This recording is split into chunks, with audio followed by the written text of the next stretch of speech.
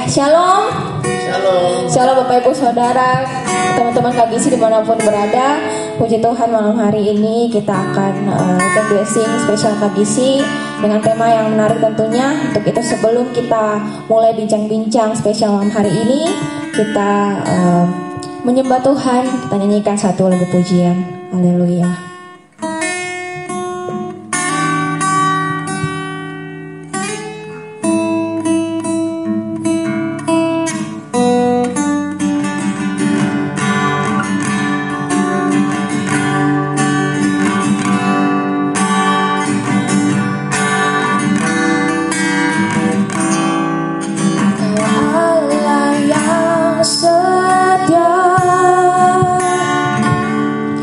Bapa yang mulia,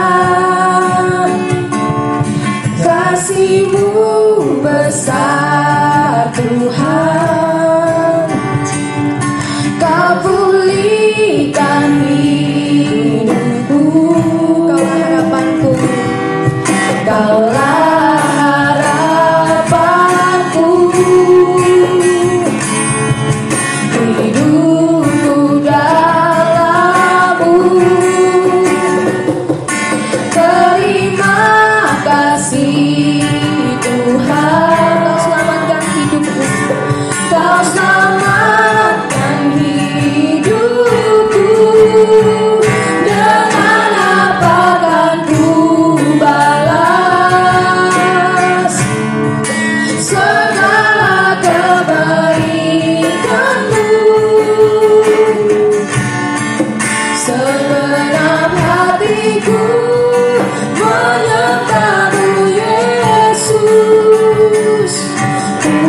Syukur padamu, dan apakah ku balas segala kebaikan-Mu.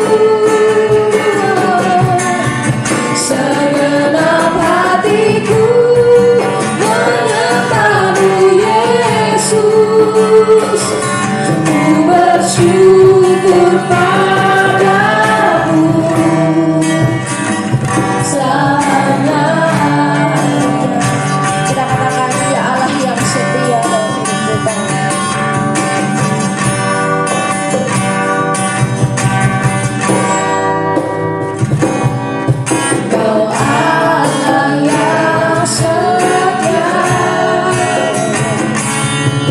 Bapa yang mulia,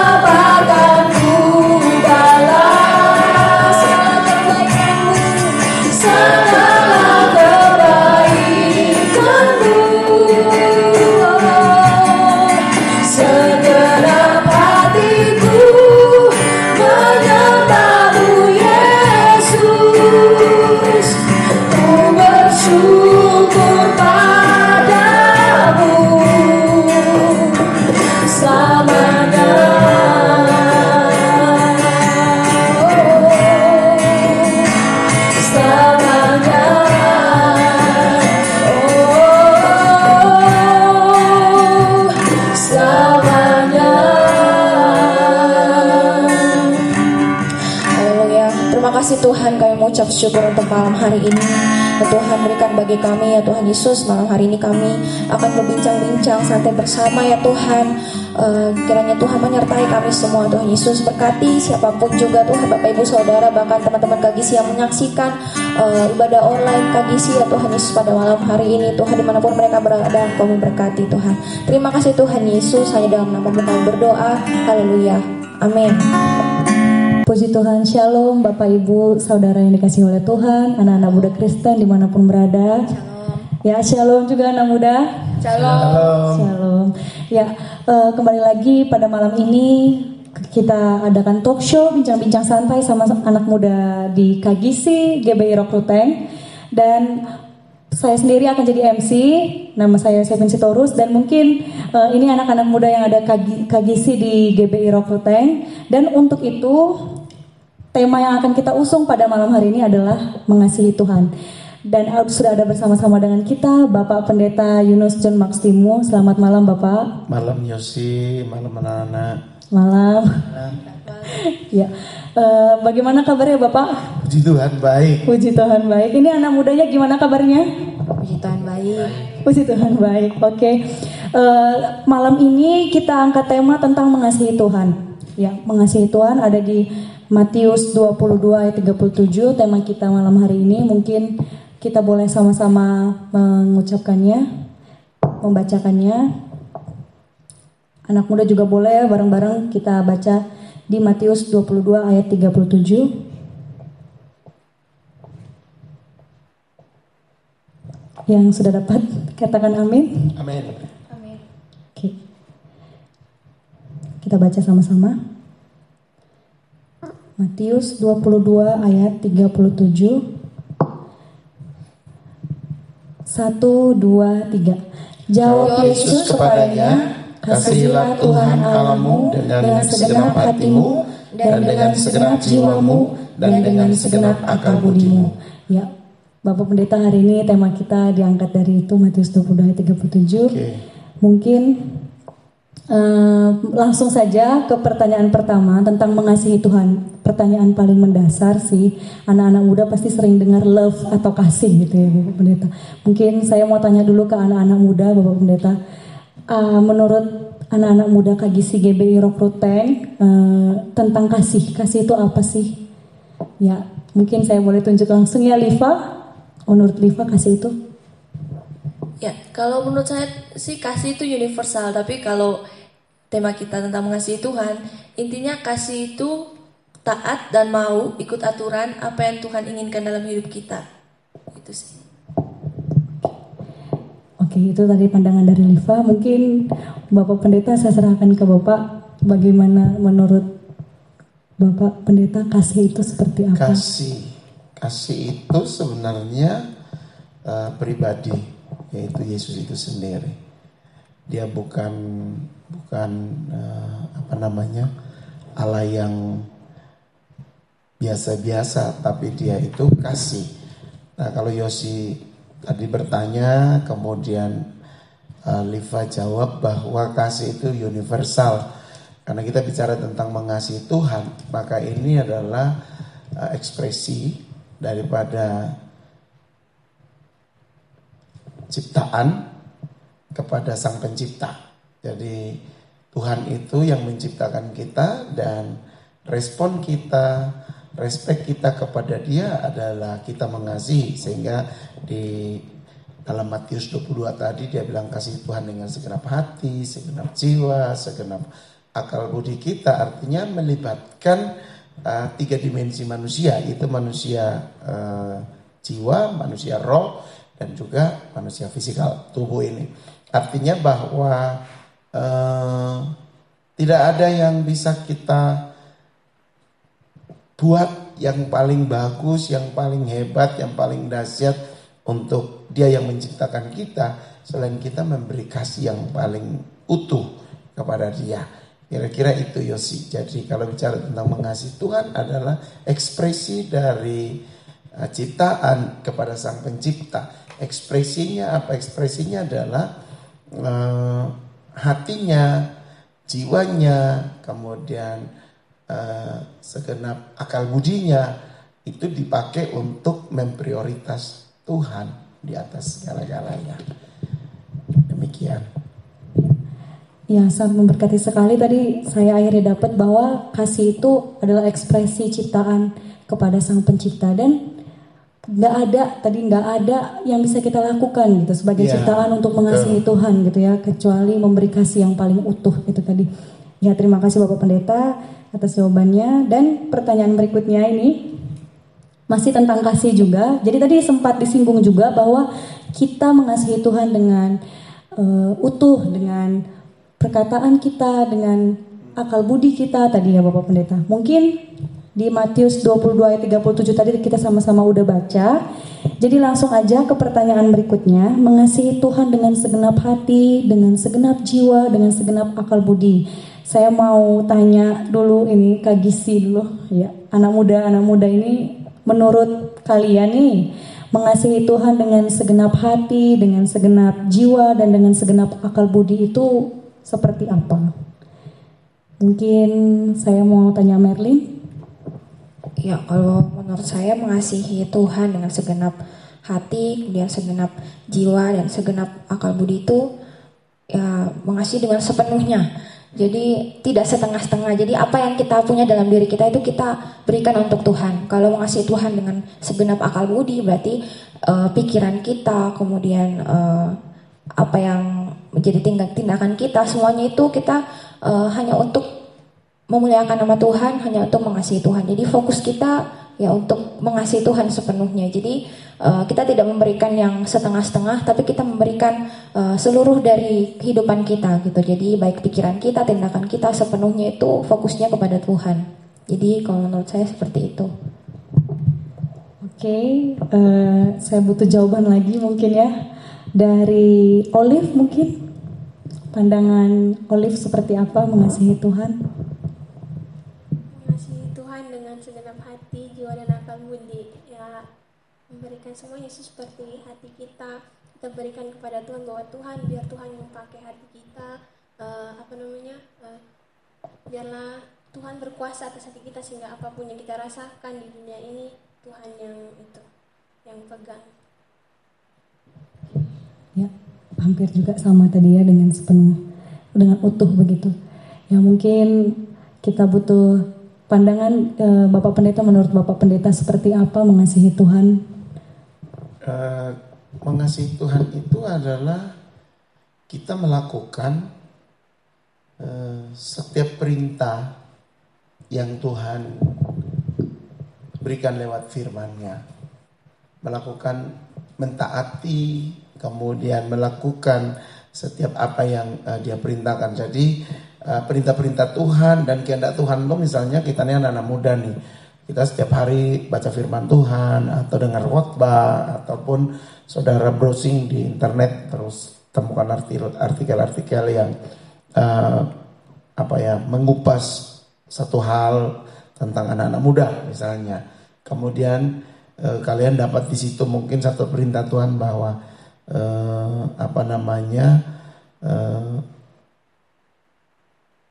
hendaklah engkau hidup kudus karena aku kudus. Maka itu kan perintahnya Tuhan. Gimana sih caranya anak muda? Dia mesti mengimplementasikan atau mempraktekkan ayat firman yang dia baca, kasihilah Tuhan Allahmu, atau hendaklah engkau kudus sebab aku kudus misalnya.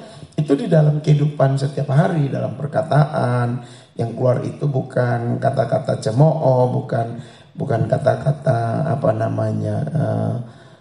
makian atau kata-kata yang sia-sia, tapi semua yang dia ucapkan itu bermanfaat, berguna untuk membangun, membuat orang itu kuat lagi atau terhibur dan lain sebagainya. Itu salah satu contoh. Misalnya kita bilang kita mengasihi Tuhan, kita mau hidup dalam kebenaran misalnya, tapi di dalam praktek setiap hari itu mesti dibuktikan. Jadi dikatakan mengasihi dengan segenap kekuatan kita, dengan segenap hati kita, dengan segenap akal budi. Itu bukan cuma bermain di pikiran atau di nalar kita bahwa ada Alkitab ayat firman Tuhan sudah mengasihi, tapi itu mesti menjadi sesuatu yang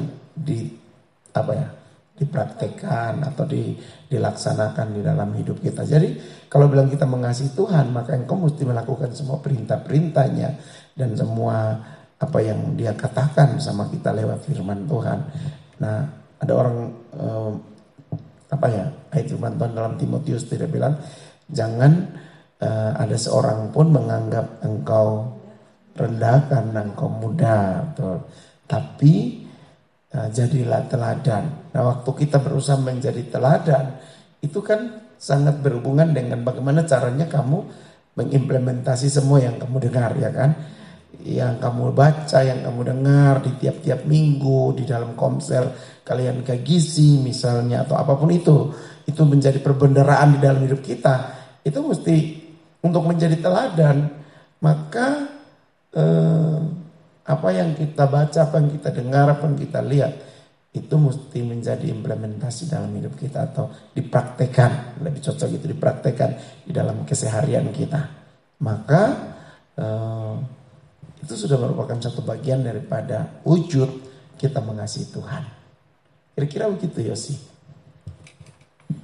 Ya, jadi tadi kalau dari teman-teman KGC dengan segenap kekuatan, dengan semua yang dia punya, begitu ya. Tadi dari Bapak Pendeta malah kita harus melaksanakan. Tidak hanya sekedar ngomong kasih, tidak sekedar ngomong love, tapi kita melaksanakan perintah Tuhan. Jadi kalau Tuhan bilang hidup kudus, tadi Bapak Pendeta contohin, ya kita juga harus hidup kudus. Jadi bagaimana melaksanakan itu dalam hidup kita, melaksanakan perintah-perintah Tuhan, mencoba menaati perintah-perintah Tuhan. Ya, sangat memberkati sekali. Jadi kita tahu sekarang bahwa ketika kita bilang kita mengasihi Tuhan, kita juga harus menaati perintah-perintah Tuhan. Ya, oke. Pertanyaan berikutnya.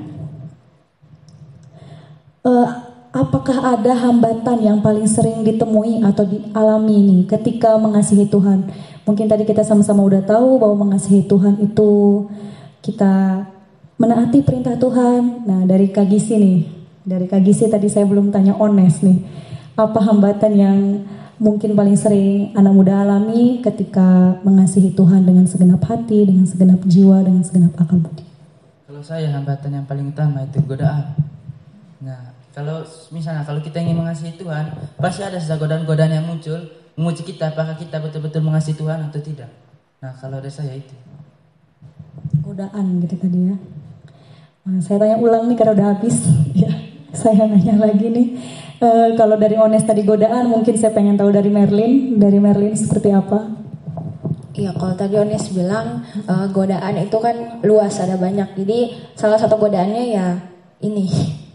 Jadi gadget kita. Jadi kadang kita lebih memprioritaskan gadget kita. Bangun pagi kita bukannya berdoa, baca Alkitab, kita malah walaupun memang di Alkitab di gadget itu ada Alkitab juga sih, ada aplikasi Alkitab, tapi kadang yang dibuka itu bukan Alkitab tapi Instagram, WhatsApp, kemudian yang lain. Jadi itu menjadi hambatan, salah satu hambatan yang membuat kita jadi bisa kurang mengasihi Tuhan sih, karena kita tidak memprioritaskan Tuhan, kita malah memprioritaskan yang lain.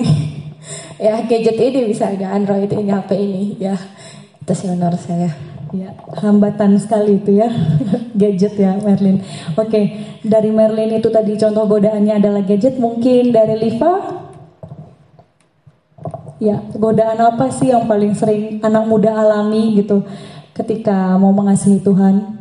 Ya, kalau menurut saya sih godaan yang paling besar itu di sikap dan perilaku kita. Contohnya dalam pergaulan kita ada permasalahan sama teman, tetapi karena sikap egois kita tidak mau memaafkan teman, itu salah satu hambatan kita tidak mengasihi Tuhan.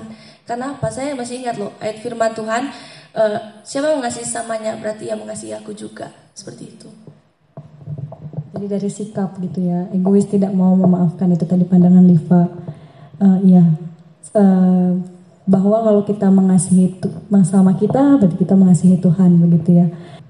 Oke, itu tadi jawaban teman-teman KGC ya. Mungkin Bapak Pendeta tanggapannya seperti apa?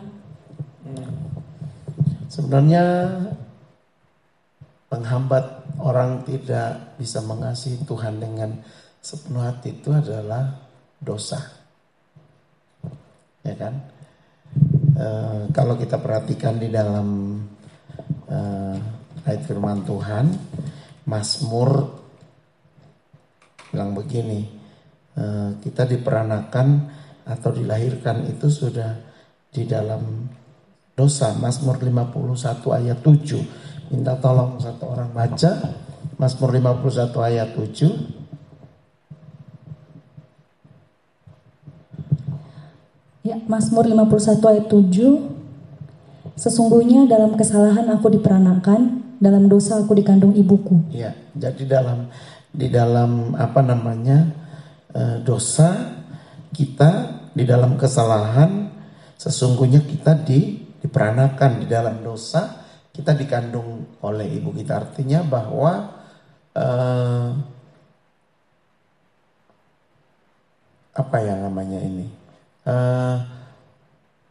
akar dosa itu semenjak di Taman Eden itu sudah masuk dalam kehidupan manusia, sehingga untuk kita mengasihi Tuhan dengan segenap hati, segenap jiwa, segenap akal budi kita, segenap kekuatan kita, maka yang menjadi penghalang utama itu, kalau tadi kita bilang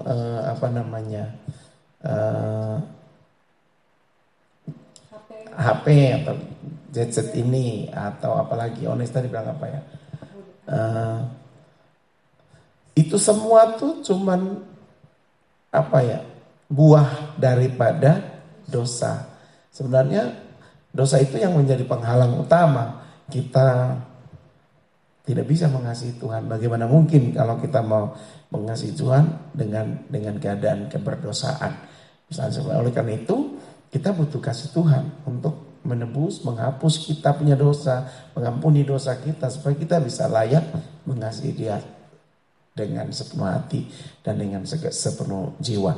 Jadi kalau tadi Mazmur bilang dalam dosa kita diperanakan, memang sudah ada tabiat itu.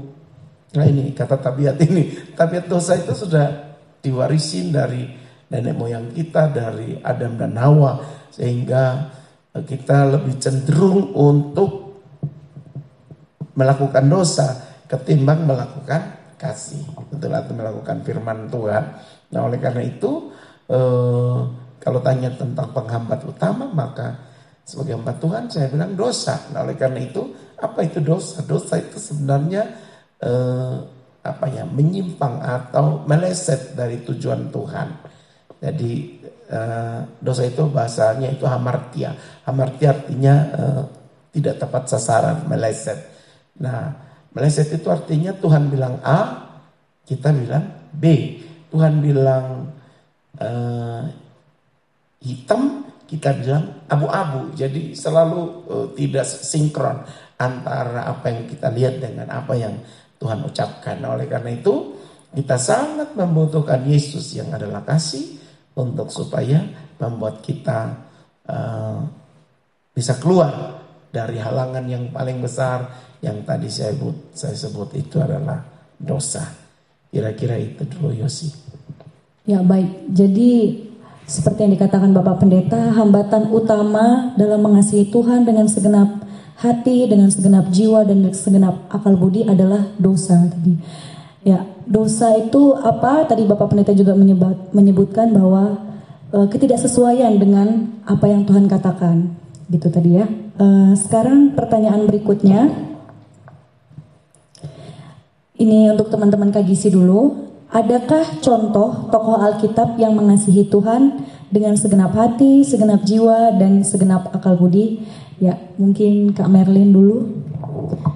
Ya, kalau dari saya, tokoh Alkitab yang mengasihi Tuhan itu salah satunya Nuh. Itu dalam Kejadian 6 ayat 9 itu dikatakan, inilah riwayat Nuh. Nuh adalah seorang yang benar dan tidak bercela di antara orang-orang sezamannya, dan Nuh itu hidup bergaul dengan Allah.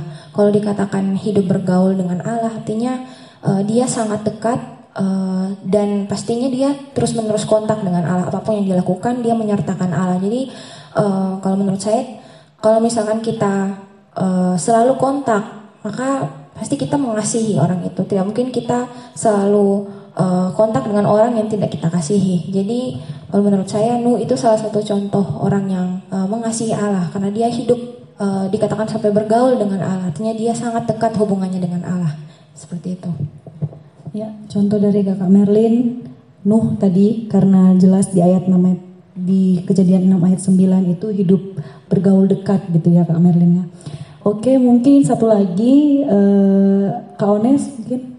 Kalau dari saya, salah satu contoh tokoh Alkitab yang mengasihi Yesus itu adalah Abraham. Nah, bukti bahwa dia mengasihi Yesus itu salah satunya itu dari bahwa Abraham rela mengorbankan anak satu-satunya yaitu Ishak kepada Tuhan. Anak satu-satunya yang diberikan Tuhan kepadanya tetapi diminta diambil lagi oleh Tuhan. Nah, itu dari saya. Ya, contohnya dari Kak Ones, contohnya Abraham. Gitu mungkin kita kembalikan ke Bapak Pendeta. Oke, terima kasih Yosi. Ini pertanyaan yang luar biasa. Alkitab punya banyak tokoh-tokoh Alkitab, orang-orang hebat yang ditulis dalam Alkitab yang benar-benar mengasihi Tuhan. Nah, saya mesti berikan kepada kalian dua contoh yang sangat luar biasa. Satu dari Perjanjian Lama, satu dari Perjanjian Baru. Kalau Perjanjian Lama, saya lebih suka melihat Yusuf. Yusuf perjalanannya itu sangat luar biasa. Ketika dia masih muda, dia sudah menjadi orang yang mendapat mimpi tentang mimpi atau visi masa depan. Gitu. Kemudian untuk mencapai visinya itu, dia mengalami banyak sekali ujian-ujian, baik itu dibuang di dalam sumur, dijual ke orang Mesir, kemudian dimasukin penjara dan lain sebagainya. Dan Yosi dan semua anak-anak muda mesti tahu Yusuf itu bisa sampai ke Mesir itu karena gara-gara saudara-saudaranya tuh membenci dia, sebab dia orang yang berintegritas, anak muda yang punya benar-benar berintegritas. Saya bilang ya, dia katakan ya, tidak, dia katakan tidak. Sehingga dia selalu melaporkan berbagai-bagai kejahatan dari kakak-kakaknya. Sehingga kakak-kakaknya itu benci dia luar biasa gara-gara apa yang kejahatan dilakukan kakak-kakaknya di padang penggembalaan itu diceritakan sama ayahnya. Sampai dia harus dibuang ke sumur, kemudian diangkat, dijual ke orang-orang Mesir, kemudian dia sampai di sana, dia masuk di penjara dan lain sebagainya. Dan perjalanan Yusuf itu dia sangat sabar menunggu sampai proses itu selesai. Karena kita bicara tentang kasih, maka kita akan menjadi percuma kalau anak-anak muda bilang, aku mengasihi Tuhan dengan segenap hati, dengan segenap jiwa, dengan segenap roh. Tapi yang kelihatan dengan mata saja kita tidak mengasihi. Amin. Saudara bisa membayangkan apa yang Yusuf bisa lakukan untuk saudara-saudaranya ketika datang di Mesir untuk membeli makanan. Dia punya kesempatan untuk balas dendam. Ini pelajaran bagus untuk kita bicara tentang kasih. Dia punya kesempatan untuk hari itu kasih masuk dia punya saudara-saudara dalam penjara. Tapi apa yang keluar dari mulut Yusuf? Dia bilang, kalian mereka-reka yang jahat untuk saya. Tapi Tuhan mereka-reka yang baik. Tuhan mengubah semua yang jahat itu menjadi baik. Bahkan yang lebih hebat dia bilang begini, untuk itulah, untuk memelihara kehidupan satu bangsa, Tuhan kirim saya datang di Mesir lebih dulu. Jadi dia melihat proses penderitaan yang kurang lebih sekian belas tahun itu sebagai sesuatu yang rencana Tuhan. Gitu. Dia tidak benci saudara-saudaranya, dia tidak musuh mereka, dia tidak membalas kejahatan dengan kejahatan. Itu kasih yang sempurna. Itu yang dilakukan oleh Yesus kan untuk kita semua. Harusnya kita yang nanggung dosa, tapi karena kasih dia yang begitu besar, maka dia rela mati di atas kayu salib. Kemudian cerita yang kedua ini adalah, mungkin kalian ingat seorang tokoh dalam Alkitab yang bernama Maria Magdalena. Siapa Maria? Kalau tadi perjanjian lama, ini perjanjian baru. Maria Magdalena ini seorang perempuan muda yang latar belakang hidupnya dia adalah seorang pelacur yang melacurkan dirinya untuk mendapat uang dan lain sebagainya. Sampai satu hari dia ketemu Yesus dan dia bertobat. Gitu. Dan orang-orang Farisi dan ahli Taurat itu mau melempari dia dengan batu. Sebab hukum di Israel hari itu, orang yang berdosa itu dilempar dengan batu sampai mati. Maria Magdalena harusnya itu mati dirajam batu. Tapi karena ada Yesus bilang begini, siapa yang yang tidak berdosa, dia yang pertama melempari batu. Begitu Yesus angkat kepala dan melihat tidak ada lagi orang, semuanya tinggal Maria Magdalena saja. Nah, selanjutnya Alkitab menceritakan bahwa Maria Magdalena ini adalah seorang perempuan yang hebat. Bukti dia mengasihi Tuhan itu bukan cuma kata-kata. Betul ya, apalagi cewek-cewek. Katanya kamu mencintai saya, buktikan bahwa kamu mencintai saya. Pas Valentine dikasih coklat. Bisa gitu. Nah, mengasihi itu butuh pembuktian. Iya kan? Kita bilang kita mengasihi Tuhan, buktinya apa? Misalnya Liva bilang, saya mengasihi Tuhan, buktinya apa kamu mengasihi Tuhan? Ya kan? Cinta butuh pembuktian. Mantap. Ya, kasih itu butuh pembuktian. Maria Magdalena itu dia punya minyak narwastu yang harganya itu untuk persiapan orang mau menikah. Ya kan, orang mau menikah itu kan dia butuh banyak sekali uang untuk itu. Dan minyak narwastu itu satu-satunya yang dimiliki oleh Maria Magdalena. Apa Maria bikin? Dia tumpahkan, dia pecahkan buli-buli berisi minyak narwastu itu. Kemudian dia membasuh kakinya Tuhan Yesus. Dia menangis di kakinya Tuhan Yesus. Dia membersihkan kaki Tuhan Yesus dengan air matanya. Kemudian dia memecahkan minyak narwastunya. Dia membasuh kaki Yesus dengan air mata, minyak narwastu. Kemudian Alkitab bilang dia menyekanya itu dengan rambutnya. Itu bukti kasih Maria Magdalena sama Tuhan. Bagaimana anak-anak muda, kalian bilang kita mengasihi Tuhan kan? Sudah apa kita buat untuk Tuhan nih? Ayo kita jangan kalah sama Maria Magdalena. Maria Magdalena memberi contoh perempuan yang hebat. Perempuan itu selalu gambaran gereja Tuhan. Pokoknya Alkitab kalau menceritakan tentang perempuan itu berbicara tentang gereja Tuhan. Gereja Tuhan mesti mengasihi Tuhan bukan hanya dengan kata-kata, tapi mesti dengan perbuatan. Hari-hari ini kita mesti buktikan kepada Tuhan, aku mengasihimu bukan cuma dengan kata-kata, tapi harus dengan perbuatan. Kalau tadi saya bilang Yusuf juga dia bilang dia mengasihi saudara-saudaranya itu bukan cuma dengan kata-kata, tapi benar-benar dia mengampuni, dia peluk saudara-saudaranya, mereka menangis semuanya. Kemudian dia menyediakan makanan yang luar biasa. Yang lebih hebat lagi adalah dia suruh saudara-saudaranya itu pergi dan bawa ayahnya Yakub untuk ada di Mesir. Nah itu cikal bakal akhirnya ada satu bangsa Israel yang ada di tanah Mesir. Gara-gara Yusuf dipakai Tuhan menjadi pribadi yang menyelamatkan satu bangsa. Itu sebenarnya kasih yang paling luar biasa. Yusuf itu sebenarnya gambaran dari Tuhan Yesus. Mengampuni, jujur, apalagi karakteristik Yusuf itu sebenarnya karakteristik daripada Yesus yang adalah kasih. Kemudian tadi kita bicara Maria Magdalena. Maria Magdalena juga menunjukkan kepada kita sebuah perbuatan kasih. Bukan cuma perkataan kasih, tapi perbuatan kasih. Dia benar-benar berani berkorban untuk Tuhan. Sehingga Tuhan bilang, perbuatanmu ini akan terus dikenang sampai Tuhan datang lagi.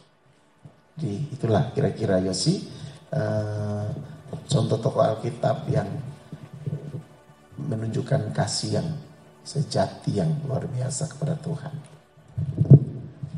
Ya, baik, terima kasih Bapak Pendeta. Jadi teman-teman, bahwa banyak sekali, sangat banyak contoh tokoh di Alkitab yang mengasihi Tuhan. Tadi teman-teman ada sebutkan Nuh, ada yang sebutkan Abraham, dan yang paling menarik bagi saya tadi bagaimana Yusuf sangat mengasihi sanak saudaranya yang sangat jahat gitu ya, berbuat jahat bahkan sampai membuangnya, dan dia punya kesempatan sebenarnya buat melakukan hal yang jahat gitu kepada saudara-saudaranya, tapi tidak dilakukan. Bagaimana dia mengasihinya, sangat seperti itu begitu. Ya, mungkin tuh ada beberapa pertanyaan dari saya, dan kita sudah sampai di penghujung acara. Mungkin saya butuh Bapak Pendeta buat closing statement dan doa penutup buat kita. Oke Yosi, terima kasih. Malam ini saya senang karena kita bicara tentang kasih. Tentu kasih tadi saya bilang bukan cuma kata-kata, tapi kasih mesti diwujud nyatakan di dalam perbuatan. Yang paling kecil apapun itu mesti kita buktikan dalam kehidupan kita setiap hari. Jangan kita cuman jadikan kata kasih atau love itu sebuah slogan. Semua orang paling suka, apalagi kalau sudah ke bulan Februari. Wah, itu katanya bulan kasih sayang kan. Apa kasih sayang kita cuman di bulan Februari aja? Tidak, setiap hari itu adalah hari kesempatan Tuhan buka lebar-lebar untuk kita membuktikan bahwa kita mengasihi Tuhan dan juga mengasihi sesama. Akan menjadi percuma adik-adik, anak-anak semua, kita bilang kita mengasihi Tuhan, tapi dia yang ada di depan matamu, yang ada di samping kiri kananmu, itu tidak pernah merasakan wujud nyata kasih yang kita miliki. Oleh karena itu, saya dorong setiap kita di malam hari ini, baik teman-teman yang lagi mengikuti talk show ini, termasuk kita berenam, kita mulai bikin sebuah keputusan untuk hidup ini adalah kesempatan untuk kita berbuat kasih. Setuju, katakan amin. Jadi hidup ini adalah kesempatan untuk kita berbuat kasih. Kira-kira closing statementnya ini, dan saya berharap kita semua diberkati oleh Tuhan. Baik, untuk mengakhiri bincang-bincang kita ini, kita akan tutup dengan doa. Mari siapkan hati untuk kita sama-sama berdoa. Bapa, kami bersyukur dan berterima kasih bersama dengan anak-anak muda KGC Ruteng, kami boleh berbincang-bincang tentang mengasihi Tuhan dengan segenap hati, dengan segenap jiwa, dengan segenap akal budi kami. Tentu sebagai orang muda, kami punya antusiasme yang luar biasa untuk kami menjadi pelaku firman. Oleh karena itu, kasih tidak cuma sekedar omong, kasih tidak cuma sekedar cerita, kasih tidak cuma sekedar sebuah bahan hafalan bagi kami, tapi kasih itu mesti merupakan perbuatan yang dirasakan oleh sesama kami, dirasakan oleh semua orang yang ada di sekitar kami. Kami akan menjadi seorang pembohong besar jika kami berkata tentang kasih, kami omong tentang kasih, kami khotbah tentang kasih, kami ajar tentang kasih, tetapi kami tidak mempraktekkan itu di dalam kehidupan sehari-hari. Karena itu ajar kami orang-orang muda ini untuk kami menjadi agen daripada kasih Tuhan. Ketika orang bersama-sama dengan kami, ada dengan kami, dimanapun kami berada, orang akan melihat kasih Kristus itu di dalam kami, karena kami menjadi agen yang membawa orang merasakan kebaikan dan kebaikan Tuhan senantiasa dalam kami. Terima kasih untuk bincang-bincang malam ini. Tuhan sudah memberkati kami semua, dan malam hari ini kami akan mengakhiri pertemuan ini dengan hamba melepaskan berkat untuk setiap anak-anak muda ini, termasuk yang lagi mengikuti acara talk show ini. Sekiranya Allah Abraham, Allah Ishak, Allah Yakub, Allah yang luar biasa dahsyat itu mengedangkan tangannya di atas kami semua dan mencurahkan semua berkat yang terbaik, membuat anak-anak muda ini menjadi diberkati melimpah-limpah. Mereka dibawa naik bukan turun. Mereka dijadikan kepala dan bukan ekor.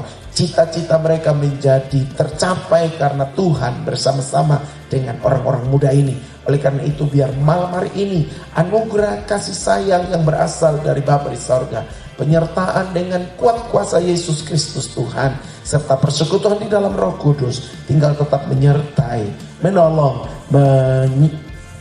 memimpin kita semua mulai malam hari ini sampai selama-lamanya hingga hari Maranatha. Tuhan Yesus datang di awan-awan untuk menjemput engkau dan saya para salehnya.